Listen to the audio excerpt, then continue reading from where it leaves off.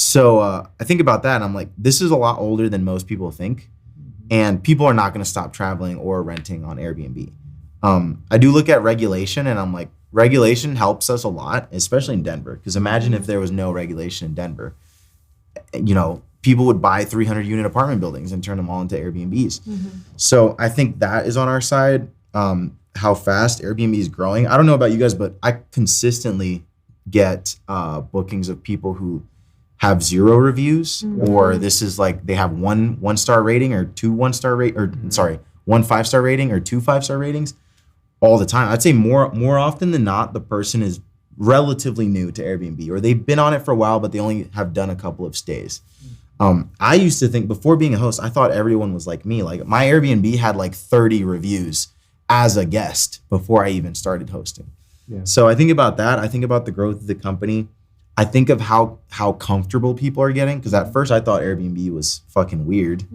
And my first Airbnb stay was in someone's house as like a, just spare bedroom. I did that once too. It's so weird. It is super weird. Never again. I had to out of necessity. When you come out in your boxers at 6 a.m. and grandma's cooking eggs, like it is very weird. But I didn't do that. But yeah, I see like the growth of the company now, how people are moving to remote work, and how much more comfortable people are getting with the shared economy.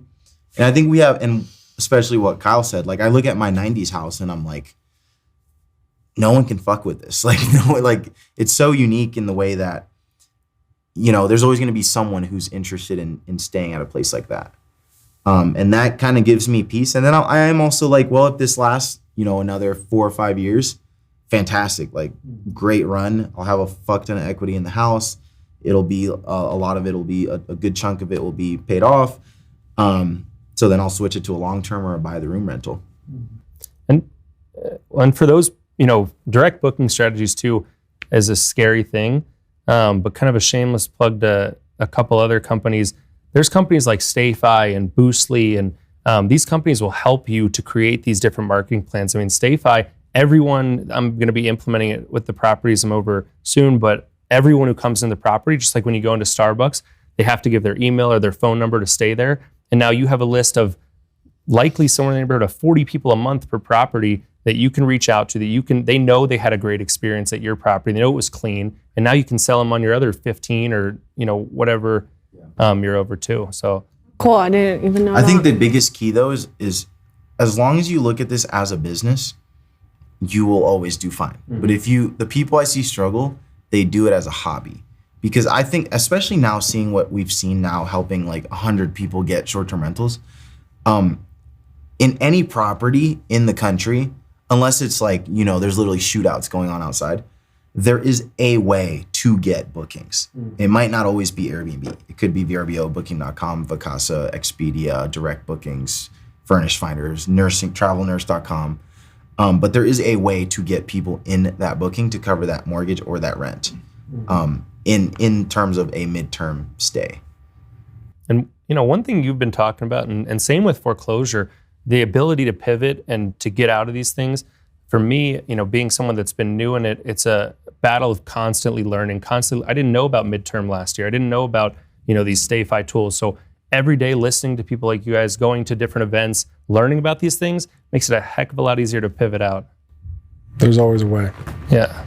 Yeah, and I love how dynamic it is. I mean, you can always earn more, and something that you and I talk a lot about, and you guys as well, is like we want our clients and friends to have the best short-term rentals in the area, because ultimately, like that top 10% is going to continue to do well, and everybody who's under that is going to struggle more because it's more saturated. Mediocrity is way more saturated than those that are doing excellent things. And Kyle's properties are doubling what other properties that are the same real estate product are doing because of design and and the clients that we have too. And it's crazy in the amount of people that pay for a program like ours and still use iPhone photos as their photos. Oh my God. Don't get me started. For Airbnb, in a lot of hosting platforms, those are the first people that are going to immediately take a hit, because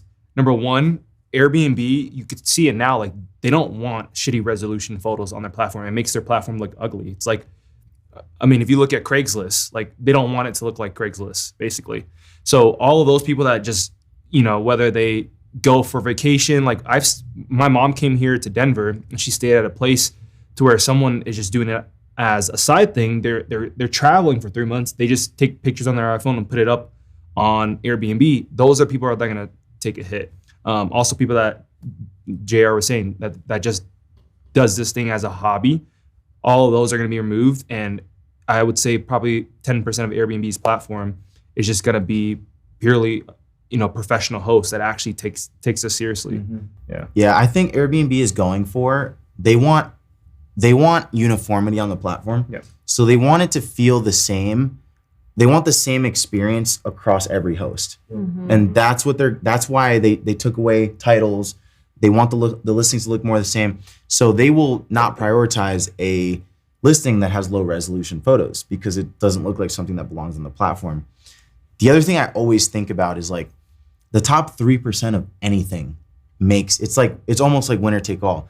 The top 3, so most chess players don't make a living salary from chess, but the top 3% of chess players make more than the bottom 97%. The top 3% of sewers make more than the bottom 97%.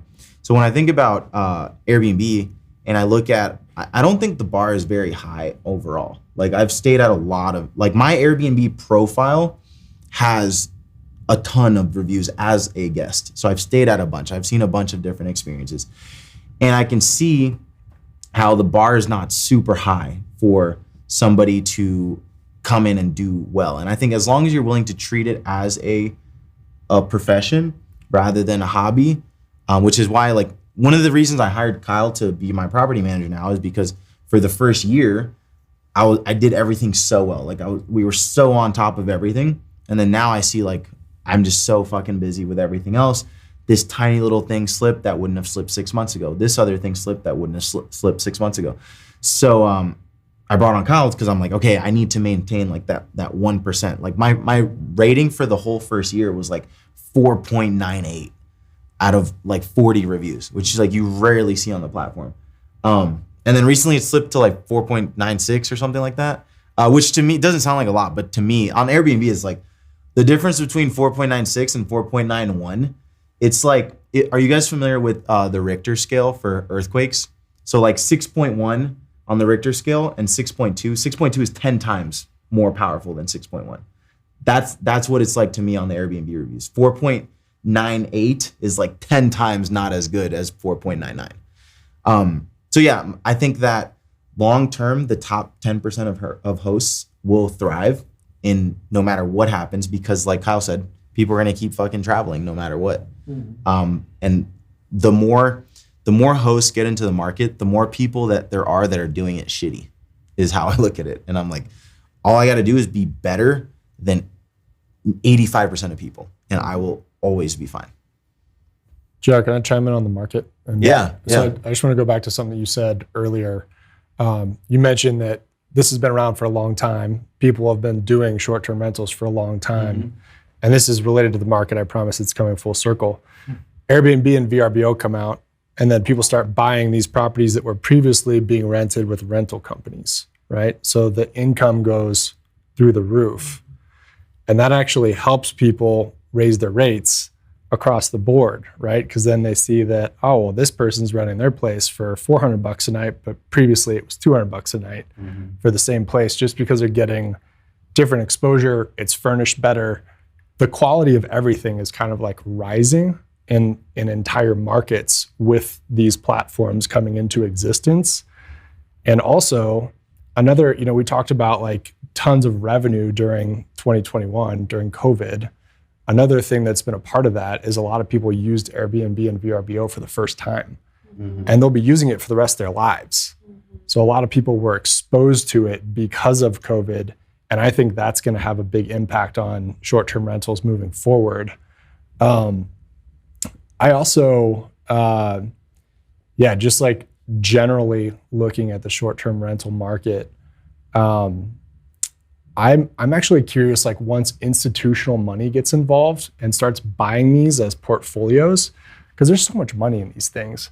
Once institutional money finds a way to set up management for short-term rentals, they're going to start buying portfolios of them. And I'm looking forward to when these things are starting to trade on cap rates as commercial properties rather than residential. That's a great next topic to roll into. Right? Yeah. I mean, that could be a game changer for all of us. Like your net worth all of a sudden overnight goes up massively. Yeah. So I've thought about that, and I've thought about how institutional money right now like doesn't respect short-term rentals. Like banks won't loan on. They don't even recognize short-term rental income. They won't like loan on it. So it's kind of like it's still, we're like in Q1 still, maybe like towards the end of Q1 in the short-term rental game. I would say Q4 is when like Blackstone is buying like 100-unit portfolios of short-term rentals. Airbnb is like a teenager right now. Yeah. Yeah, it's kind of interesting when you put it like that, you're like, damn, we're so early in the game. So there's this podcast called Business Wars. You guys should all take a listen to it. But basically they do like 7-part series on like Starbucks versus Dunkin' Donuts or Uber versus the taxis. And they did one on Airbnb. And Airbnb it's crazy because it started, their biggest market early on was New York City. And they talk about how they had one guy who had like 12,000 units or something. When Airbnb was like super new and Airbnb got banned in New York City. Yeah. But when you listen to how Airbnb has evolved, you're like, dang, it's so early I think Airbnb was founded in like 2000, it started in like 2008 or 9 or something, but it didn't get traction for a while. But if you think about its progression versus any other company that's mature, like Amazon or something like that, you're like, it's still so new. And they just posted their biggest quarter yet this last quarter. So yeah, it's interesting to see how things are going to progress over the next few years for just the average person that is looking to kind of just scale an Airbnb empire on the side. And I mean, hey, if you can like think ahead and strategize and kind of consolidate your properties to one area and, with the end in mind of, selling as a portfolio, maybe a smart move. Yeah, I've heard Peter, he does like one account per property. That was my idea. Was it yours? It was my idea. Well, you or somebody does one account per property. No, but Peter's doing it too. Yeah. So that you can sell the property And as Mike's an doing asset it. with the account. I stole that idea from that's super Chantel. smart. From Peter. I did too. I'll just let him take my identity. I'll be like, hey, you're J.R. Rivas now. Here's my social and my ID. Have fun. Well, yours says Jesus on it, so it could be anyone. Okay, you had to put my government out there. I think you're seeing properties sell for like what, 100K over value? I've when they seen come with them. a track record? So like the problem is it's no value to someone if it doesn't have the reviews and the systems in place. And so if you can give someone the account, the reviews, the future reservations, all of a sudden this is like a viable business to sell. More predictability and certainty in that quote unquote business. Right, because you're not starting from zero, because when you just launch, you're starting from zero. You have no reviews. Even the platform doesn't recognize you in the same way as when you're a mature listing. I really wish Airbnb would let you transfer reviews. I know you can't. And VRBO does let you do that. Oh, really? When you sell a property, I just did it. You can, if you both call VRBO, you can transfer the reviews to a new listing. I didn't know that. That's so Yeah. cool. I have a great business idea. An exchange for short-term rentals that you can buy short-term rentals only. They do have that, but it's not going. Like an well. MLS for short-term rentals. I'll do it better. Yeah, you'll do it better. Yeah, MLS for short-term There's rentals. this app now that you can invest into short-term rentals. I forgot what it's called. Oh yeah, it's you like can, you can invest. FundRide. Yeah, you can invest like $1,000 minimum into these short-term rentals. Yeah. Yeah. But back to what you were saying, Mark, about like wishing that Airbnb would transfer reviews. Airbnb's stance is it is the host that makes or breaks a property, and they're not wrong. I don't disagree with that Yeah, at all. I agree. So like it does suck that they can't transfer, but at the same time, like they are wise, I think, in that decision. VRBO does put a little gray like caveat Oh, do they? on the reviews that says, previous ownership or something like that. That's cool.